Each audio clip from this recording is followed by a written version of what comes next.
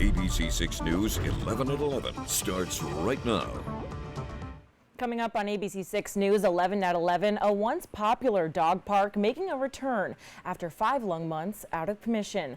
Plus, free dental services to those who need them are available this weekend. We'll tell you where to go and what services are being offered. And a popular marketplace returning to downtown Providence for the day. We'll take you to Wickenden Street for the festivities. We'll get to those stories shortly, but first we begin with breaking news at 11 o'clock. A government shutdown averted, at least until mid-November. Good evening to you and thanks for joining us tonight. I'm Alyssa Azara. The House and Senate passed a funding measure with bipartisan support, a deal that will keep the government funded for another 45 days. But getting this done today before the midnight deadline came down to the wire. ABC's M. Wynn has the details from Washington. With just hours to go, the House passing a bipartisan stopgap spending bill to avert a government shutdown. The bill is passed, and without objection, the motion to reconsider is laid on the table.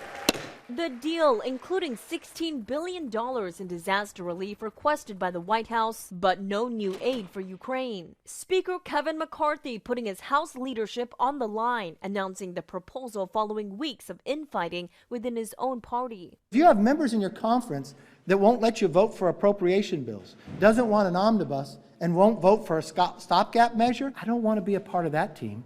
I want to be a part of a conservative group that wants to get things done. House Minority Leader Hakeem Jeffries criticizing what he calls the extreme Republicans. The American people have won.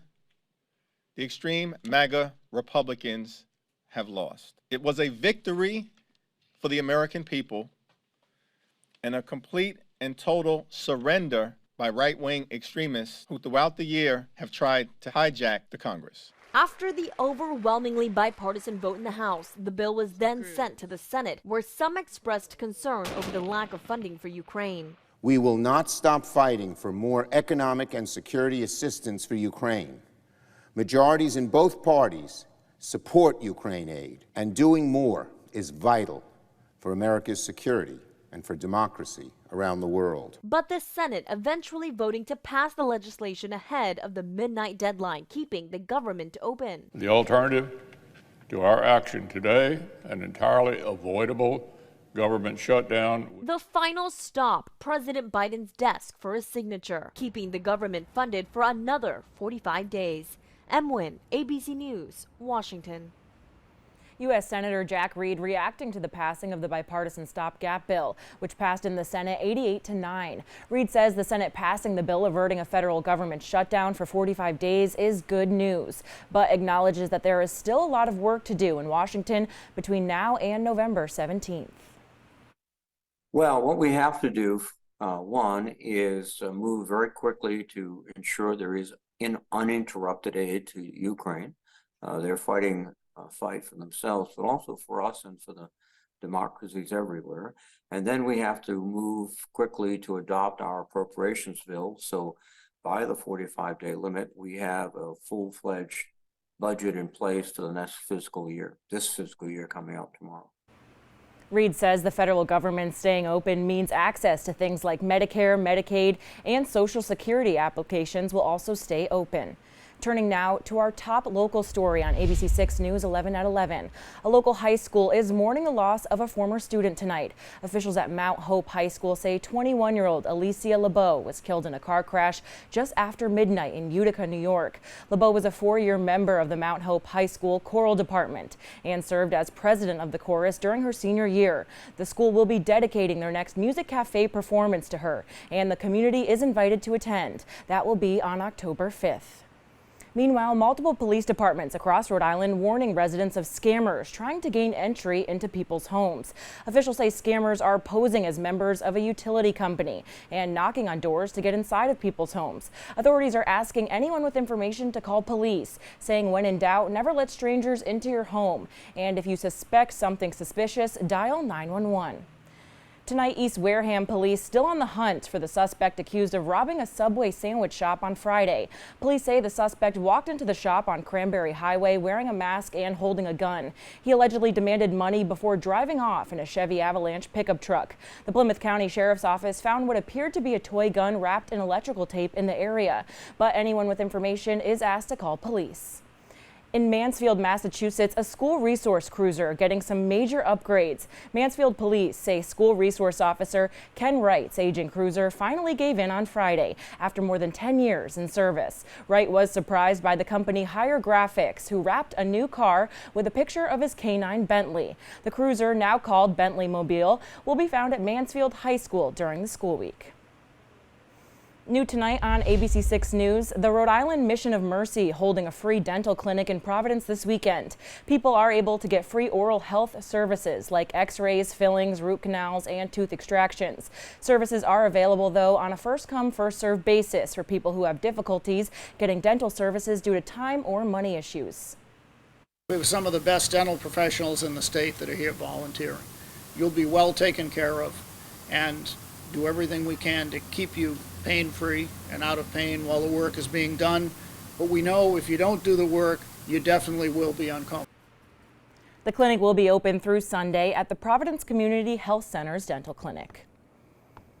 Well, the Gloria Gemma Foundation sponsoring tonight's water fire lighting in Providence. The foundation hosted the 2023 Flames of Hope ceremony, where 90 participants led the torch procession. The Gloria Gemma Foundation has led this ceremony since 2005, recognizing and honoring breast cancer survivors and providing support to those whose lives have been touched by cancer.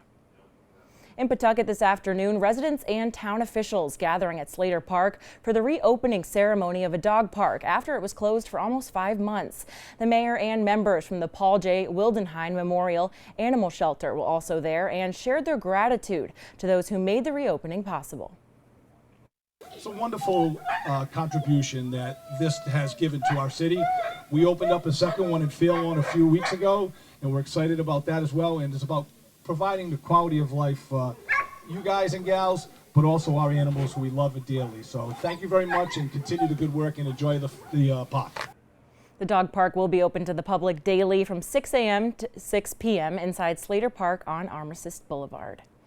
You are taking a live look now outside over the city of Providence. Let's get a check on the forecast with meteorologist Kelly Bates.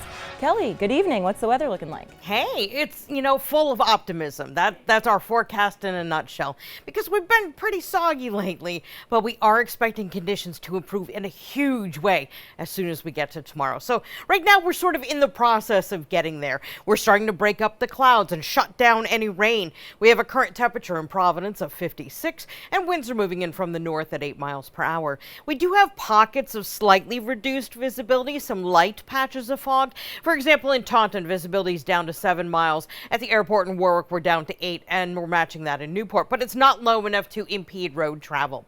Now you'll see that our rain has almost completely shut down with our area. It just has a little bit more to go. And once it's done, it's done. This area of low pressure is going to continue to work its way to the east, taking not only the rain, but the clouds with it too. So by the time we get to the morning, we will be done with the clouds and we're going to see sun right from the start, and we're going to keep it all day long. Temperatures are going to respond to this sunshine in a big way. We're headed to highs in likely the mid 70s, and we're actually going to see a summer-like temperature trend, complete with tons of sunshine for most of the week ahead. So we're going to change things in a big way as summer makes a brief return to southern New England. Alyssa? Well, that's exciting. Thank you, Kelly. Turning now to some other headlines we are following this weekend in Providence. The Wickedon Street Makers Market returned downtown with more than 60 vendors today. The market ran from 11 a.m. to 6 p.m. and despite some dreary weather, hundreds of people could be seen flooding the streets and taking in the local beer, food, and artwork, including homemade cutlery, paintings, decorations, and candles. Well, across the Ocean State, the Department of Environmental Management lifting recreation restrictions on several swim spots after high levels of blue-green algae were reported. Officials say Tioga Lake in Coventry, Coomer Lake in Gloucester, and Georgiaville Pond in Smithfield are now open for swimming, kayaking, and fishing. Stick with ABC 6 News on air and online for the latest closures and openings from the DEM. Well, the Four Corners Community Chapel in Cumberland held their electronic recycling fundraising event today. It partnered with Indie Cycle LLC. The church accepted items like computers, cell phones, printers, and air conditioners. Every single item that goes through our hands never sees a landfill. So you're helping your environment, you're helping your local communities, and you're keeping stuff out of the trash, and that's where it needs to not be. IndyCycle says they have a zero landfill policy and do not resell any collected items. Turning now to national news on 11 at 11. Across the nation, the United Auto Workers Union remains on strike after 15 days, with pickets even appearing right here in Rhode Island. Today, UAW President Shawn Fain joined in on the picket line in Toledo, Ohio, after the union expanded its strike against the big three automakers by ordering 7,000 more workers to walk off the job in Illinois and Michigan. Earlier this month, Fain announced the UAW Local 12 would be one of the three units to go on strike. If they don't come to the pump for these members and for our workers, then we're going to keep amping the pressure up. And trust me, we're going to get there one way or the other. We don't, as I said, this isn't something we want, but it's something we have to do, and they forced us to do. This is on the companies.